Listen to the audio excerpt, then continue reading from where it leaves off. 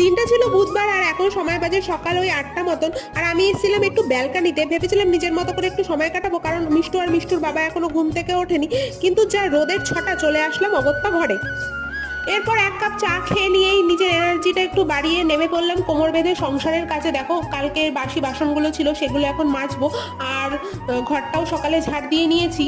আর এখন ঝটপট বসিয়ে দেবো রান্না, কারণ ওর বাবার রয়েছে অফিস। দেখো মাছটা ভেজে নিচ্ছি, সেই জ্যান্ত মাছটা। আজকে এটা হবে আলু দিয়ে ঝোল। তারপর তো বিকালবেলা মিষ্টুকে টিউশনে দিয়ে আমি দেখো এখানে কিছুক্ষণ ওয়েট করছিলাম, কারণ ওর বাবা আমাকে বলেছিল ওয়েট করার জন্য। এখানে কিছুক্ষণ ওর বাবা এসে আমাকে পিক করবে, পিক করে আমরা দুজন চলে গেছিলাম হচ্ছে সোজা একটু বাজারে। দেখো এখান থেকে নিয়ে নিলাম চিকেন। বাড়ি এসেই বানিয়ে নিয়েছিলাম একটা ভালো করে আলু দিয়ে চিকেনের পাতলা ঝোল। এখন আর কদিন বেশি বাজারঘাট করবো না, এই চিকেন ডিম টিম এইসবের উপর দিয়েই রয়েছি, কারণ এই উইকেন্ডেই রয়েছে আমাদের বাড়ি যাওয়া জামাই ষষ্ঠীর জন্য। ব্যাস ব্লগটা এই পর্যন্তই। যদি ভালো লাগে আমার চ্যানেলটা সাবস্ক্রাইব করে দিও আর ভিডিওটা একটা লাইক করে দিও।